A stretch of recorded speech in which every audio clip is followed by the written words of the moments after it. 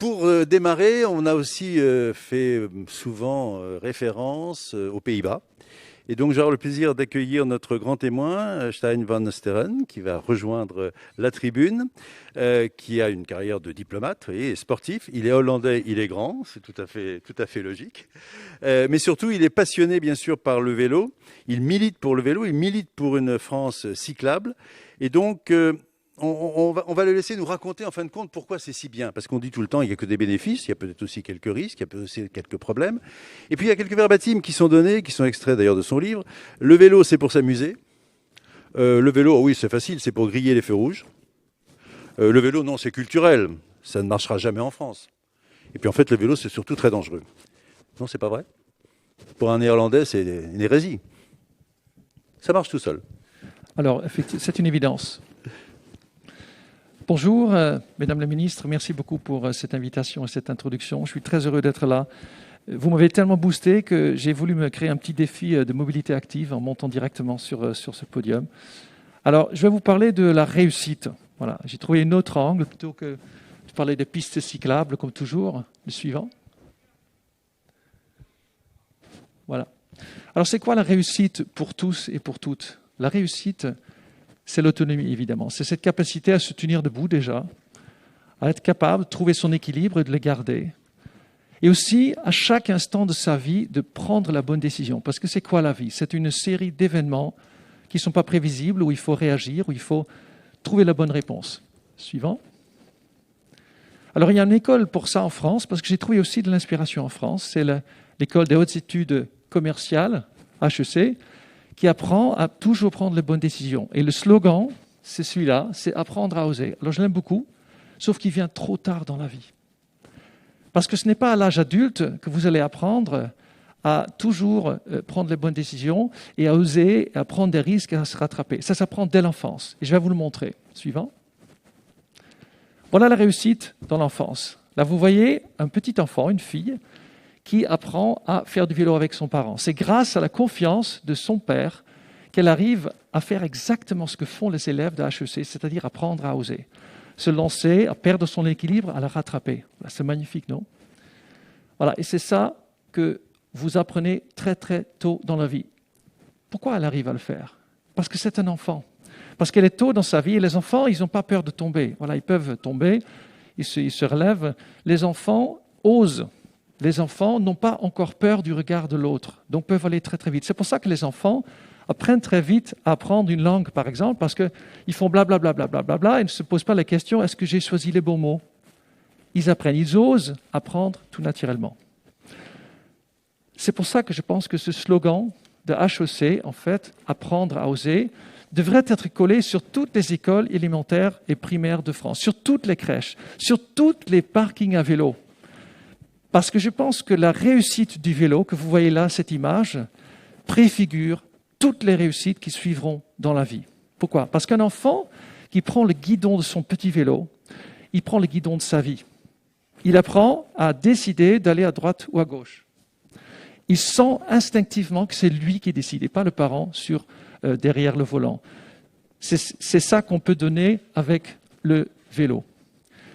C'est tout le contraire pour un enfant sur la banquette arrière. Voilà, il est comme une petite patate. Voilà, il n'est pas incité à prendre de l'initiative. On pourrait parler de la patatisation des enfants. Et moi, je préfère parler de la véloisation de l'enfant. Moi, je voudrais avec vous véloiser la France. Suivant. Si on met des enfants dans des bus, on leur vole leur capacité à découvrir et à développer leur capacité à trouver leur autonomie, à développer leur capacité mentale et musculaire. Et en plus, ça coûte un pognon de dingue. Si on fait tourner des bus, voilà, il y en a 35 000 en France, ça coûte 200 000 par car, ça fait 7 milliards, sans les essences, juste les bus. Pourquoi investir autant d'argent dans des bus qui vont tourner à fond perdu, parce qu'il faut recommencer tous les matins, alors qu'on pourrait en faire un réseau cyclable qui permettrait à tous les enfants de se déplacer gratuitement tous les jours. Et en plus, les enfants aiment ça. Les enfants, ils aiment bouger. Mais bon, pour l'instant, on n'a pas fait ce choix en France. On a choisi d'institutionnaliser le ramassage scolaire, la sédentarité, qui est pourtant le premier tueur des sociétés occidentales. C'est quand même étonnant, non? Alors moi, je crois qu'en plus, la symbolique du langage est très très forte. Parce que ramassage scolaire, quand j'ai entendu ce mot-là, on ramasse des miettes et des crottes et des déchets et des poubelles, parce qu'ils n'ont pas de pieds pour se déplacer tout seuls. Mes enfants, voilà, vous l'avez vu dans cette magnifique image de Bruxelles, ils ont des pieds pour bouger, et en plus, ils adorent ça.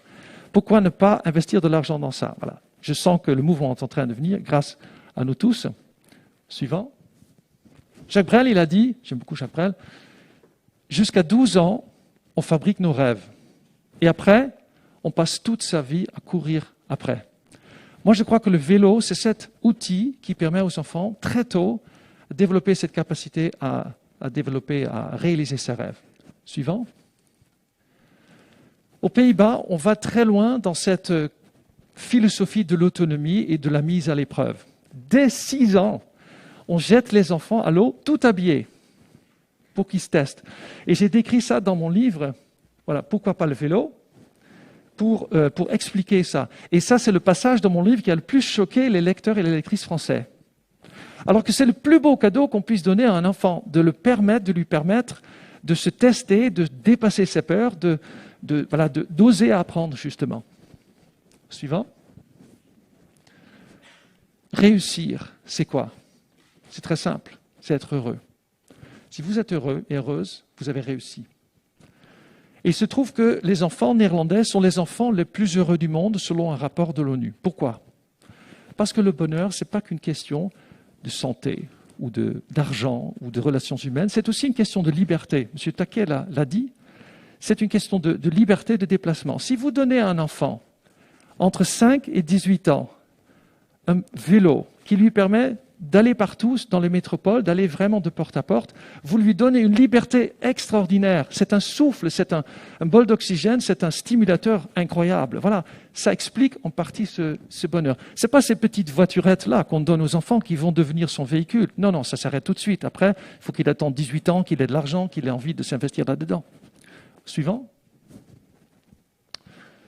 Le vélo, c'est aussi cet outil extraordinaire qui vous permet de réussir les rues socialement. À gauche, une rue à Amsterdam. Là, c'est une photo qui est dans le livre et qui montre un joli spectacle, n'est-ce pas? Des humains sur des vélos, c'est fantastique. Imaginez maintenant que chacune de ces personnes s'enveloppe dans une voiture. Vous obtenez ce que vous voyez à droite. C'est une rue morte socialement. Il ne se passe rien socialement dans cette rue. L'électrosociogramme de cette rue est totalement plat. Alors qu'à gauche, regardez ces petits-enfants qui sont dans le vélo cargo avec leur maman. Ils arrivent à développer très tôt la capacité à explorer l'espace, à s'habituer aux autres, à sentir le vent, le soleil et surtout l'autre. Parce que sur un vélo, on est exposé à la diversité, à l'autre. Et ça va aider l'enfant plus tard à aller vers l'autre. Parce que justement, on s'est habitué très tôt à ça. C'est tout ça que donne le vélo. Dans la voiture, c'est très différent. Le fait de monter dans une voiture, c'est très fort symboliquement. C'est une façon de dire, je suis chez moi, je ne veux pas de vous, je ne veux pas de la société. Suivant. Pendant toute ma vie, j'ai vécu jusqu'à 23 ans aux Pays-Bas, le reste en France, et c'est comme ça que j'allais à l'école, 5 km tous les jours, et c'est là que je construisais mon identité, mes confidences, mon monde, mes copains, etc. Et si vous enlevez ça, ou si vous ne permettez pas ça, en fait, vous supprimez tout un potentiel de création de capital social, de création d'intimité. Bien sûr, on peut aussi discuter avec son parent dans la voiture, mais ce n'est pas la même chose. Bien sûr, on peut aussi discuter dans le bus avec les autres, mais vous n'avez pas la même intimité. Vous êtes entouré, vous êtes assis, vous êtes coincé. C'est différent. Suivant. Voilà, là, ça, c'est une photo que j'ai prise à 300 mètres d'ici. C'est en face de mon travail, rue Eblé. On va à une école et tous les matins et tous les soirs, je vois des parents déposer et prendre leurs enfants dans leur voiture comme des patates, très symboliquement, sur la place de livraison. Moi, je trouve ça... Voilà, j'ai vraiment du mal à voir ça. J'ai mal pour les enfants quand je vois ça. Ces enfants vont apprendre très tôt à devenir des suiveurs. C'est le parent qui décide. Après, c'est le patron qui décide. Après, c'est l'État qui décide. Et après, on va dire, voilà, on ne peut rien faire parce que l'État doit tout faire, l'État ne fait pas assez. Et puis, on crée de la passivité avec ce système-là. Suivant. Pourquoi on n'investit pas plus dans le vélo? Parce qu'il y a beaucoup d'arguments contre le vélo. On m'en donne beaucoup, qui ne sont pas des raisons, mais qui sont des excuses. Il y en a une en particulier qui me gêne beaucoup, et c'est la personne handicapée. Il y a des élus vraiment qui me disent « Non, monsieur, je ne peux pas mettre des pistes cyclables parce qu'il y a des personnes handicapées qui ont besoin de parking. » Alors que c'est eux, justement, qui ont besoin d'exercice. C'est eux qui ont besoin d'une liberté, d'être bien, de vivre, de réussir. Aux Pays-Bas, les handicapés utilisent massivement les pistes cyclables parce que là, ils sont à l'aise, justement, sur leur scoot mobile, par exemple, sur leur fauteuil roulant. Les personnes âgées, voilà, on dit « Ah, je ne peux pas créer des pistes cyclables parce qu'on ne va quand même pas mettre papy de 75 ans sur un vélo. » Aux Pays-Bas, les plus de 75 ans, ils font presque un tiers de leur trajet à vélo. Les personnes qui, aux Pays-Bas, font le plus de vélo sont les personnes entre 65 et 75 ans. Accrochez-vous, c'est absolument incroyable. Les seniors, les 10 dernières années de leur vie, ils ne conduisent plus. Et donc, est-ce qu'il faut automatiquement les enfermer dans des taxis, dans des bus? Mais non. Moi, mes grands-parents, ils ont fait du vélo jusqu'à la fin de leur vie. Et en plus, vous allez les garder plus longtemps. C'est pas merveilleux? Voilà, il y a toutes ces solutions. Il y a aussi des personnes qui cherchent un travail. C'est Madame Borne à qui je rends hommage, effectivement, pour ce dynamisme. Ce livre, c'est aussi un remerciement à Madame Borne. C'est en fait une offre d'emploi, c'est elle qui me l'a appris. Une offre d'emploi sur 4 en France est refusée faute de moyens de déplacement. Le vélo va résoudre plein de problèmes comme ça. Suivant. Alors pour détendre un petit peu l'ambiance, je vais vous montrer une photo qui est très très jolie. Moi je la trouve magnifique. Pourtant c'est illégal. C'est illégal, ce sont des enfants qui se déplacent sans casque sur leur tête. Parce qu'en 2017, la France a décidé de rendre le port de casque obligatoire. C'est un message grave parce que la France a dit au monde entier à ce moment-là, je suis un homme libre pour le dire, en France, les villes sont trop dangereuses pour les enfants. Alors qu'aux Pays-Bas, aucun enfant ne porte un casque. Comment ça se fait-il? Mais je ne vais pas gâcher l'ambiance parce que je vais vous demander, je vais montrer la photo suivante. On peut rattraper le coup.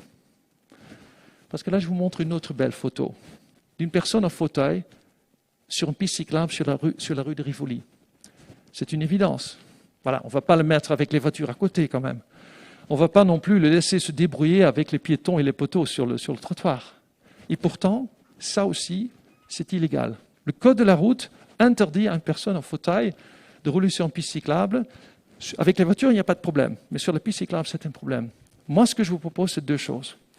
C'est de rendre toute la France cyclable et d'autoriser les personnes à mobilité réduite à rouler sur la piste cyclable. Voilà un beau combat. Suivant.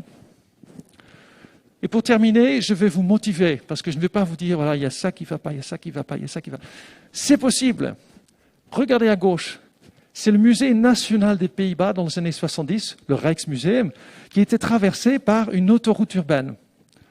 Et comme les Néerlandais ne savaient pas que c'était impossible de supprimer cette autoroute, eh bien, ils l'ont fait.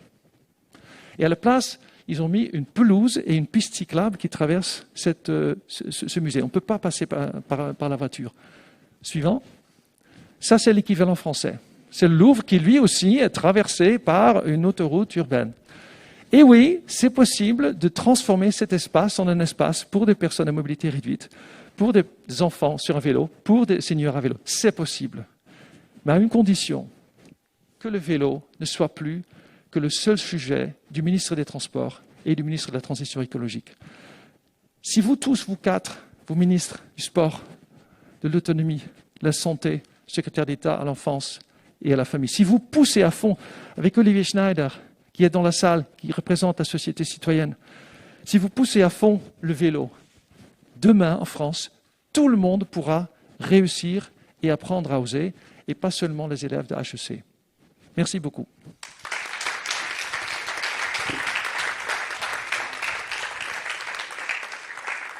Stijn Versteyren, merci infiniment pour ce témoignage avec, voilà, en effet, beaucoup d'idées. Je vous rappelle le titre de son livre, Pourquoi pas le vélo, envie d'une France cyclable. Vous retrouverez bien sûr toute cette démonstration passionnante.